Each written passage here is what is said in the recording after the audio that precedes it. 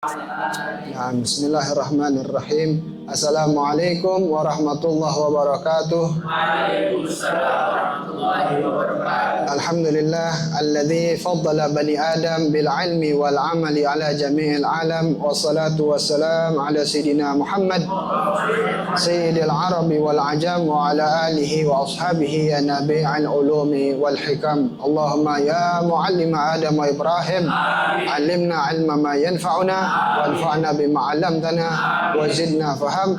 Rabbi shrah li sadri wa yassir li amri wahlul 'uqdatam min lisani yafqahu qawli. Subhanaka la 'ilma lana illa ma 'allamtana innaka antal alimul hakim. Rabbi zidni 'ilma warzuqni fahman.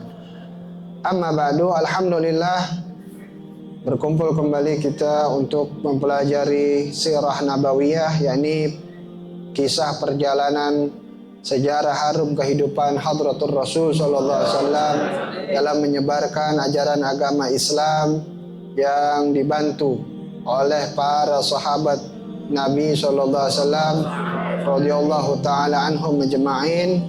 Telah sampai kita kepada bab ke-9, yakni Ghazwatu Uhud, perang Uhud, yaitu masih daripada rangkaian di tahun ketiga Hijriah. Ada subbabnya di situ, khurujur Rasuli sallallahu alaihi wasallam, yakni keluarnya baginda Nabi dalam perang Ghazwah dalam perang Uhud ini. Kemudian rujul munafiqin, kembalinya orang-orang munafik. Kemudian amrul Rasuli sallallahu alaihi wasallam wa natijah mukhalafati, yakni dampak hasil dari hasil dari tidak menturuti atau tidak menuruti perintah Hadratur Rasul. Ini yang terjadi daripada Ghazwah Uhud, yakni perang Uhud. Perang Uhud ya merupakan perang yang masyhur juga setelah perang Badar, yang mana ana yakin antum sudah sering mendengarnya.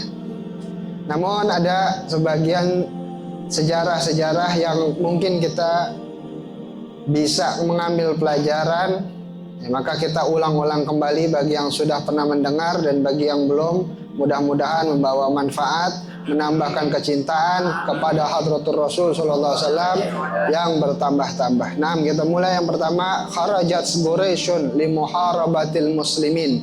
Telah keluar orang-orang musyrik Quraisy untuk memerangi kaum muslimin. Wa akhzi sa'ri man qutila minhum fi waqti Badrin. Ngapain orang-orang musyrik Quraisy merangin kaum muslimin? Yaitu akhzi sa'ri, untuk mengambil balas dendam terhadap man qutila minhum, dari orang-orang yang telah terbunuh pada kejadian atau peristiwa perang Badar sebelumnya. Jadi mereka, orang-orang musyrik Quraisy itu masih belum menerima kekalahan mereka daripada perang Badar. Kenapa? Karena dari jumlah aja. Ya, pertama dari jumlah mereka sudah pede, yakin betul bahwa mereka akan menang, karena mereka membawa 1000 orang atau 1000 pasukan tentara, sedangkan kaum muslimin hanya berapa? Sepertiganya, itu 313 kurang lebih. Maka galaulah mereka, ya, selama beberapa bulan atau selama setahunan, ya mereka galau, kok bisa dengan jumlah yang harusnya mereka menang, tapi mereka mendapati kekalahan. Maka mereka mengambil langkah untuk balas dendam. Nah, 2, wa kana adaduhum ma'ahalafahum salasata alafi rajulin. Adalah jumlah kaum musyrik Quraisy saat itu, ya, bersama dengan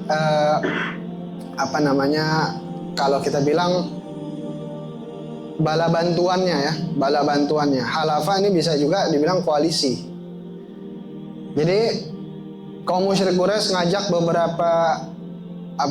beberapa kaum untuk sama-sama memerangi Hadratur Rasul sallallahu alaihi wasallam, yakni mereka berjumlah sebanyak 3000 pasukan tentara. 3000 berarti ini 3 kali lipat dari perang Badar. Ini lebih ramai ini. Fakharaja ilaihimur rasul sallallahu alaihi wasallam, kemudian keluarlah baginda Nabi SAW wa ma'ahu alfu rajulin. Bersama siapa baginda Nabi keluar? Bersama 1000 tentara. 1000 tentara. Lagi-lagi ini berarti berapa sepertiganya nih? Ya. Kalau Badar 313 melawan 1000, ya. Di sini di perang Uhud 3000 lawan 1000. Lagi-lagi sepertiganya. Wa raja'a anhu fi tariqi Abdullah bin Ubay ya bin Salul bisalasi mi'ah min ashabihil munafiqin. Nah, tapi awal perang Badar saja sudah tidak mulus. Ya, sudah tidak mulus karena apa? Dahulu pada awal masuk bab daripada kitab yang kedua ini diceritakan bahwa nanti di Madinah tantangan Hadratul Rasul SAW itu bukan hanya melawan kaum musyrikin, kaum kafirin, tapi juga ada munafikin. Ada munafikin di sana. Nah, dari perang Uhud ini mulai orang-orang munafik ini bergerak. Ya, ini dengan kembali daripada pertempuran ini atau keluar mau bertempur, ya, kemudian kembali mereka di tengah jalan. Siapa? Yaitu pemimpin daripada kaum munafik, namanya Abdullah bin Ubay bin Salul. Bersama siapa ini Abdullah bin Ubay bin Salul? Balik lagi, nggak jadi ikut perang, bersama 300 orang daripada ashabil munafiqin. Tapi kita lihat di sini disebutnya ashabihi al munafiqin, yaitu orang-orang munafik. Cuma ini ngambil garis besarnya atau sebahagiannya saja. Karena nanti buah dari sangkabai Hadratul Rasul SAW, mereka yang tadinya ikut Abdullah bin Ubay bin Salul menjadi munafik itu akhirnya apa? Jadi setia kepada kaum muslimin. Bahkan anak dari Abdullah bin Ubay bin Salul, yang mana Abdullah bin Ubay ini adalah tokoh daripada orang-orang munafik, anaknya itu setia kepada Hadratul Rasul SAW. Bahkan dikatakan anaknya itu yang minta izin kepada baginda Nabi untuk menggal ayahnya sendiri. Ya, jadi saking setia itu. Nah, ini bukan main-main. Ini mau perang, udah tahu perang itu bukan sesuatu yang remeh, ya. Tapi tahu-tahu Abdullah bin Ubay akhirnya apa? Ngajak kembali, nggak jadi perang. Dia kembali 300-nya dari jumlah 1000 itu ikut kembali juga. Maka jadi berapa totalnya sekarang? 700, hanya 700. Lawan 3000. Wah, jauh jumlah nih. Jauh nih jumlah nih. Situ ada catatan yang nomor 1, ya. Di setelah min ashabihi dari istilah al-munafiqin. Lamma ra'al muslimuna Abdullah bin Ubay wa man ma'ahu ikhtalafu fi ma yaf'aluna ma'ahum faqala qaumun nuqatiluhum wa asyara akharun bitarkihim fa anzalallahu fama lakum fil munafiqina fi'ataini wallahu arkasahum bima kasabu aturiduna an tahdu man adallallahu wa may yudlilillahu falan tajida lahu sabila. Nah, al-ayah. Ya, singkatnya gini, Abdullah bin Ubay bin Salul itu dilihat oleh kaum muslimin, mereka ya bersama orang-orangnya itu berlawanan dengan Hadratul Rasul atas peperangan ini. Mereka malah pengen balik, ya, kemudian sebahagiannya itu ngikut kepada Abdullah bin Ubay, ya tadi yang 300 totalnya, sebahagiannya udah kita ikutin Nabi Muhammad saja. Nah, tinggalin mereka, udah biarin. Nah, kemudian Allah Subhanahu wa taala menurunkan ayat dari peristiwa ini, famalakum fil munafiqina fi'atin, ya. Wallahu arkasahum bima kasabu. Mana bebasnya apa yang terjadi pada kalian, ya, wahai orang-orang muslimin, dari kejadian ini yang dilakukan oleh orang-orang munafik itu menjadi dua golongan. Ada yang ikut Nabi, ada yang ikut Abdullah bin Ubay. Hal itu adalah karena perbuatan mereka sendiri.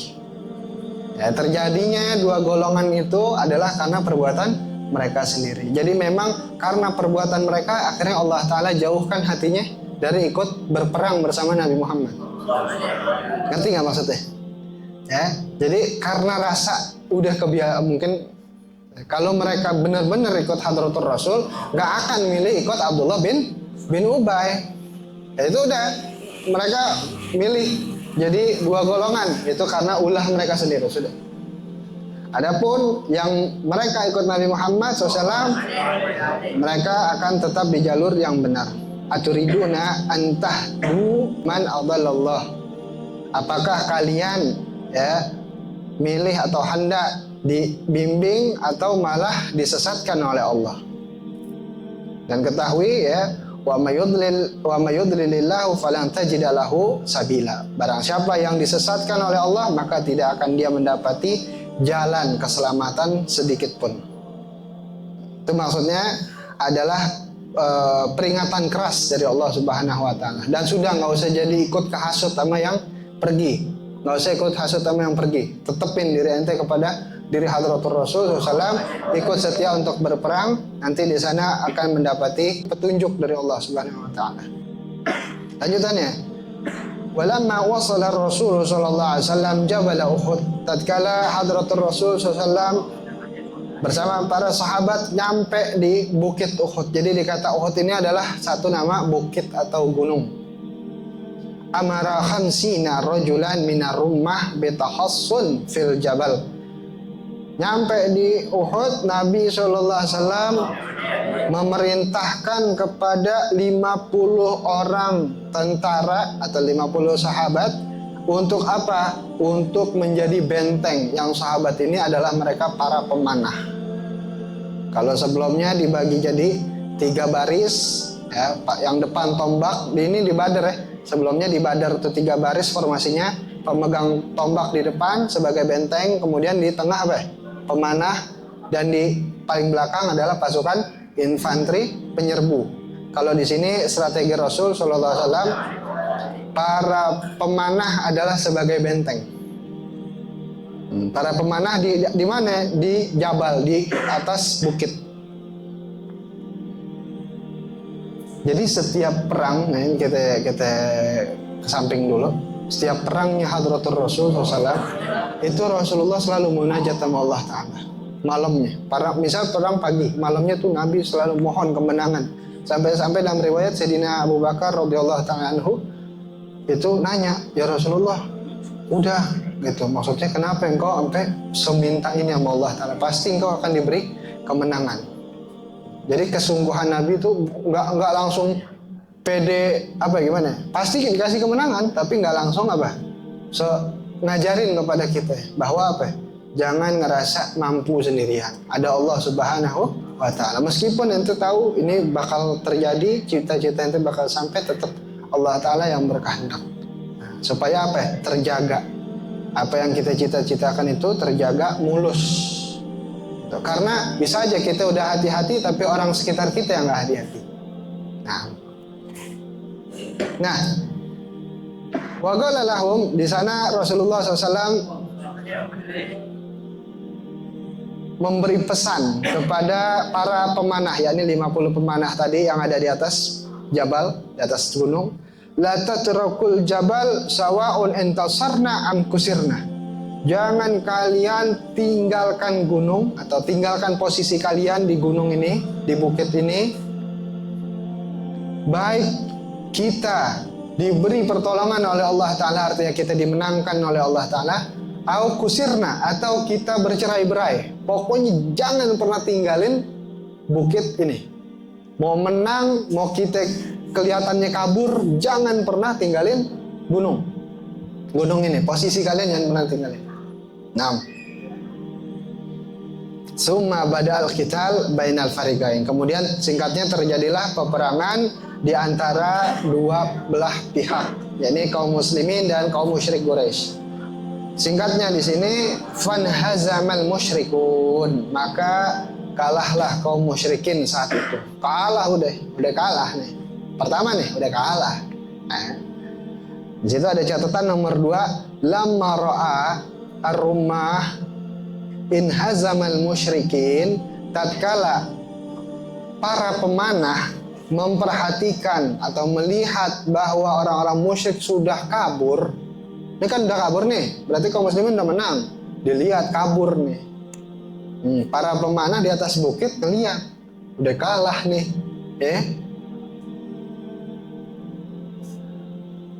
Golu, sebahagian mereka tuh berkata, malana walil wukuf min hajah wa nasu amara Rasul sallallahu alaihi wasallam fadzakkarahum raisuhum bih falam yaltafitu wantalaqu wara'an nahab wasalab fasabata ar-rais wa ma'ahu qalil hatta hamala alaihim Khalid bin Walid wa qatalahum.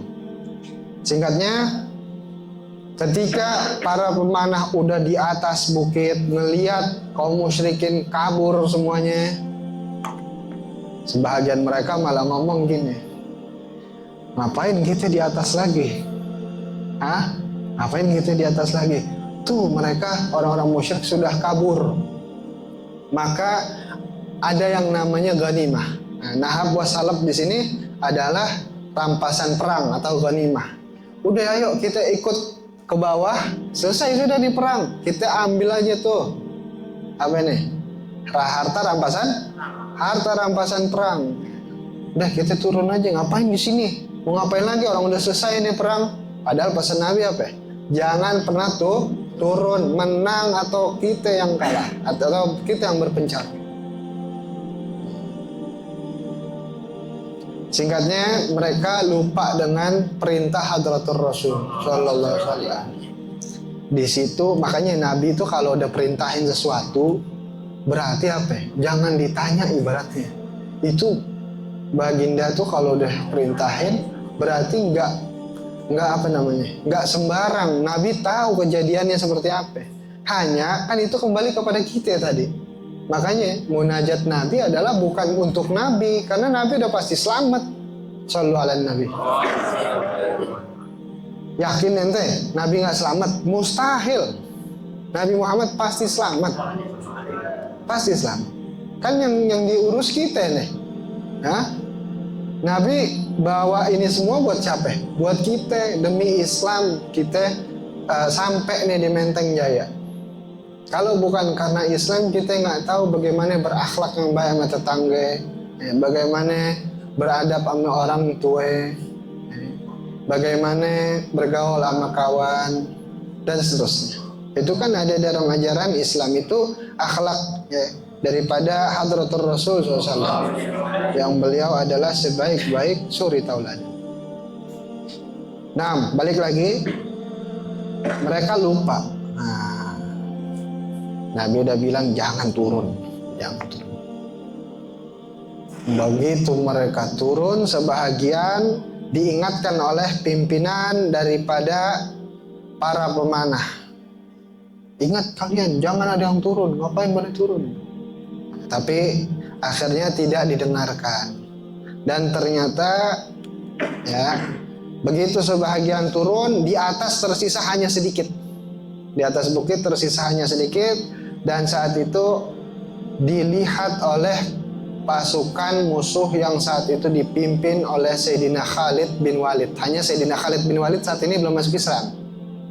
Dilihat oleh Khalid bin Walid bahwa para pemanah sedang lengah, tidak tersisa kecuali hanya sedikit yang ada di atas bukit. Akhirnya sebahagian kabur. Tapi yang dipimpin oleh panglima dari musyrik Quraisy saat itu Sayyidina Khalid. Kita bedakan deh, karena Sayyidina Khalid di kisah ini belum masuk Islam.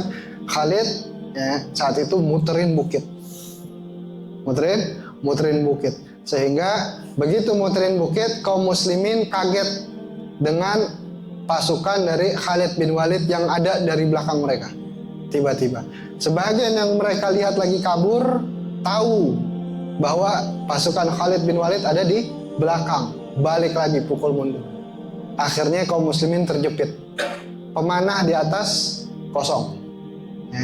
Arti kosong sudah sangat-sangat sedikit. Dan saat itu pasukan dari Khalid bin Walid naik ke atas gunung untuk ikut sama-sama mengalahkan atau melumpuhkan atau sebagian membunuh penuh daripada pasukan para pemanah.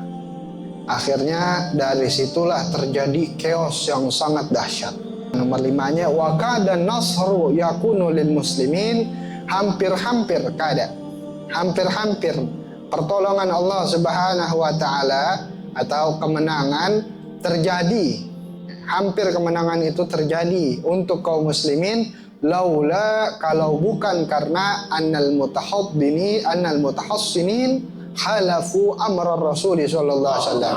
Kalau bukan karena para benteng, ya ini para pemanah itu mereka melawan perintah Rasul sallallahu alaihi wasallam. Wa tarakul jabal. Mereka akhirnya apa? Meninggalkan gunung, washtaghalu bin nahab wasalab. Malah mereka sibuk untuk mendapati harta rampasan perang. Hina ra'au intisaral muslimin, tatkala mereka melihat bahwa kaum muslimin kiranya sudah mendapati kemenangan. Padahal Nabi udah pesan, ya, jangan turun. Falamma ra'a Khalid bin Walid, tatkala melihat Khalid bin Walid al-jabal, ke atas gunung, khalian, yang saat itu gunungnya terlihat kosong, minar rumah, dari para pemanah, hamala alal muslim min khalfihim hamlatan syadidatan. Kemudian dipukul mundur, ya, kepada kaum muslimin oleh orang-orang musyrik Quraisy dari belakang mereka, yang terjadi dengan peperangan yang sangat dahsyat, chaos yang sangat dahsyat. Jadi dijepit. Hatta an azamu aksaruhum, hingga banyak dari kaum muslimin saat itu berlarian karena chaosnya ini dahsyat. Situ ada catatan, wa asya'a ba'dal musyrikin anna Muhammad qad gutil. Sehingga gimana nih chaosnya, sampai orang-orang musyrikin itu sebagian mereka menyebarkan berita. Ini saking chaosnya nih. 3.000 orang lawan 700. Perangnya di padang pasir. Ini udah asap debu bertebangan kemana-mana.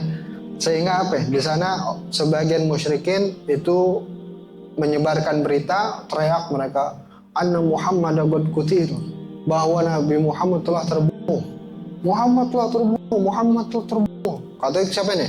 Orang-orang musyrik Quraisy. Fadabba fil muslimin al-fashal hatta qala ba'duhum alam nuqatil id kana Muhammad qad qutil farji'u ila qaumikum yu'amminukum. Wa qala jamaah id kana Muhammadun qad qutil faqatilu an dinikum. Nah, kemudian ya saat itu sebagian sahabat mendengar bahwa inna Muhammadan qad qutil, sungguh Muhammad telah terbunuh. Akhirnya tersebar rasa putus asa mereka, kaum muslimin, karena buat apa lagi perang? Ya, sampai-sampai Sayyidina Umar itu udah langsung hilang semangat perangnya. Tertunduk berlutut sudah saat itu. Udah lemas Sayyidina Umar karena melihat kekasihnya Allah Subhanahu wa taala dikiranya sudah wafat di dalam peperangan ini, sudah syahid. Sebagian kaum itu mengatakan, untuk apa lagi kita berperang sedangkan Nabi Muhammad sudah terbunuh, maka baliklah kita semua ke Madinah untuk cari keamanan. Sudah mundur sudah. Dan sebagian sahabat lagi itu mengatakan, teriak, "Izkana Muhammadun qad qutil faqatilu an dinikum." Jika Nabi Muhammad SAW memang telah benar terbunuh di dalam perang ini, maka peranglah kalian tetap untuk agama Allah Subhanahu wa taala. Akhirnya mulai semangat lagi, dan diketahui ternyata yang terbunuh bukan Nabi besar Muhammad, tapi siapa? Sayyidina Mus'ab bin Umair. Beliau adalah komando di perang Badar. Beliau yang megang panji Rasulullah SAW yang namanya Al-Liwa, yang bendera putih bertuliskan warna hitam, tulisannya La ilaha illallah Muhammadur Rasulullah, panji terbesar. Beliau Sayyidina Mus'ab bin Umair, ya. Kenapa berita ini tersebar? Karena Sayyidina Mus'ab bin Umair itu pakai penutup wajah, hanya matanya yang terlihat, dan matanya Sayyidina Mus'ab itu sangat mirip dengan Nabi Muhammad. Sehingga dikira yang telah terbunuh adalah Nabi Muhammad, padahal yang terbunuh saat itu syahid adalah Sayyidina Mus'ab bin Umair radhiyallahu anhu. Ammal munhazimun fastahyau min dukhulil Madinah ba'da firarihim wa lam yadkhulu illa ba'da ruju'il muslimin wa lamma 'alimat al-yahudu wal munafiqun bima asaba al-muslimin qalu li ikhwanihim law kanu 'indana ma matu wa ma qutilu.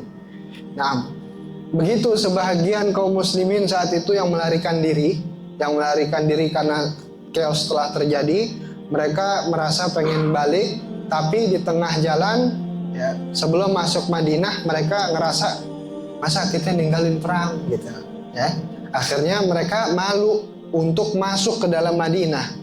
Karena apa ya? Kok bisa kita melarikan diri?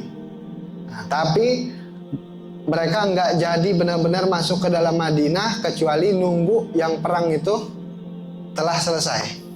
Jadi mau balik lagi bingung, tapi mau nerusin ke Madinah malu. Akhirnya nunggu. Nah, ditunggu, di tengah-tengah menunggu itu orang-orang Yahudi Madinah dan orang-orang munafik yang Abdullah bin Ubay tadi dengan golongannya itu melihat kepada kaum muslimin yang bingung saat itu, yang kembali. Apa katanya? Ya, dihasut lagi. Kata Abdullah bin Ubay ngomong ke teman-temannya yang lihat kaum muslimin yang baru datang tuh, laukanu andana mamatu wa makutil. Andai aja mereka tuh kaum muslimin ngikutin kita, kata Abdullah bin Ubay, mereka nggak akan terbunuh dan mereka nggak akan pada mati. Mereka akan selamat kayak kita. Oh. Gimana itu? Ya, lagi dalam keadaan chaos, tahu-tahu dihasut begitu tuh. Hah? Luar biasa. Dan di sana ya, di perang ini memang hampir-hampir Nabi besar Muhammad SAW ya, terluka parah. Kita katakan hampir-hampir karena secara hakikat Allah Ta'ala pasti menyelamatkan Nabi besar Muhammad. Ini kios bukan main, sampai apa? Para sahabat saat itu melindungi Nabi besar Muhammad, yang saat itu Nabi Muhammad terperosok ke dalam satu lubang, kepleset hingga Nabi dibangunin oleh sebagian sahabat, kemudian dikelilingin. Ya, di antara yang melilingin adalah Sayyidina Ali. Yang saat itu Sayyidina Ali benar-benar jadi tameng bagi Nabi Muhammad SAW. Yang saat itu Sayyidina Ali benar-benar sudah siap untuk syahid. Bahkan sebagian sahabat dalam perang ini memang siap untuk syahid. Nah, dan hasil dari perang ini diantaranya pamannya Nabi besar Muhammad SAW yang bernama Sayyidina Hamzah itu syahid dalam perang Uhud ini, yang beliau digelari dengan Sayyidus Syuhada, pimpinan dari para kaum muslimin yang syahid. Yang saat itu syahidnya Sayyidina Hamzah adalah karena ditombak oleh Wahsy, yang Wahsy disuruh oleh Hindun, yang di perang Badar Hindun berjanji akan membunuh Sayyidina Hamzah. Akhirnya terjadi Sayyidina Hamzah syahid di dalam perang Uhud ini. Itu terjadi setelah chaos ini. Kemudian sebagian dari kaum musyrikin ada saat itu yang melihat Nabi besar Muhammad SAW lagi dalam keadaan bukan lengah, kita bakal kasih pantasnya, sendiri. Karena sahabat semua sebagian chaos, sebagian balik, sebagian sibuk masing-masing. Sibuknya adalah karena chaos ini parah. Ya.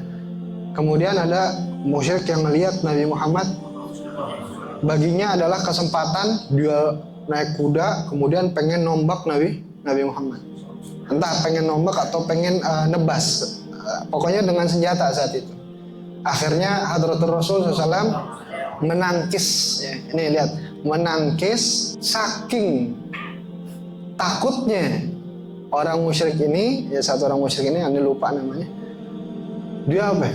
Kepanasan, ketakutan. Saya mati. Padahal hanya ditangkis sama Nabi Muhammad. Kenapa begitu? Kita tarik mundur Dulu pada saat di Mekah, Nabi pernah mengatakan bahwa orang ini nanti akan mati di tangan Nabi Muhammad. Paham nggak? Artinya gini, Nabi Muhammad SAW tidak pernah membunuh sama sekali. Tapi Nabi pernah sumpah nanti kalian akan kalah di dalam peperangan dengan kaum muslimin, atau kalian akan dikalahkan oleh kaum muslimin. Artinya kalian akan mati nanti di tangan kaum muslimin. Nah, mereka yang memusuhi Nabi SAW itu tahu bahwa Nabi kalau sudah berucap nggak pernah bohong. Jadi jangankan sahabat, lawan saja, musuh saja tahu bahwa Nabi nggak pernah bohong. Itu diakuin. Makanya Nabi SAW dijuluki dengan Al-Amin, manusia yang dapat dipercaya. Nah, balik lagi ke perang Uhud, ini udah bertahun kemudian. Tahu-tahu Nabi apa? Nangkis ini orang. Stresnya bukan main, karena saat itu keinget dengan ucapan baginda Nabi bahwa dia akan apa? Terbunuh. Jadi dari mentalnya itu langsung down. Padahal Nabi nangkis.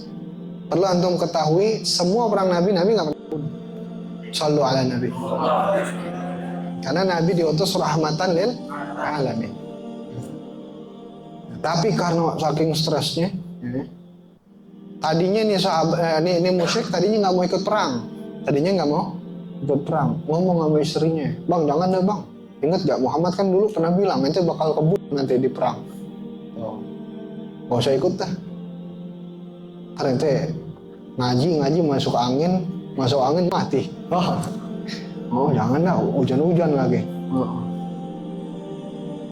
Akhirnya itu bukan ya. Kata suaminya, iya bener juga ya, waktu itu Muhammad udah bilang saya bakal terbunuh kaum muslim. Nah, begitu dia lagi mau cari-cari alasan gak enak badan, ini musyrik, untuk apa? Untuk nggak datang di perang Uhud, pura-pura sakit dah, ini gak enak badan nih, mau izin. Untuk ngapain ya? Perangin kaum muslimin. Ini gak enak badan nih kayaknya nih. Tapi akhirnya apa? Dikata-katain sama orang-orang Quraisy. Wah takut ente gitu doang, masa nggak enak badan doang alasan. Ini perang nih, bawa apa nih? Balas dendam nih, kita kalah di Badar.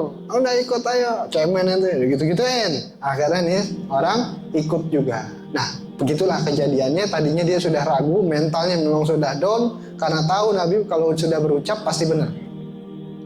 Akhirnya ditangkis oleh Hadratul Rasul dan di situ dia stres. Panas, sakit. Padahal cuma kepukul ini doang, ketangkis, bukan ketusuk. Lagi Nabi pakai kayu. Nah, gitu kejadiannya di antara daripada kejadian hingga kaum muslimin saat itu membentengi Nabi SAW dan perlahan untuk kembali mundur. Di tengah mundurnya itu Abu Sufyan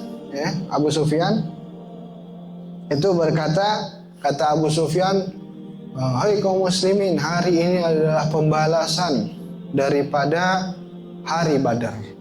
Ini adalah pembalasan kami dari hari Badar. Hari ini sama dengan hari Badar saat itu, hanya kali ini kami yang menang.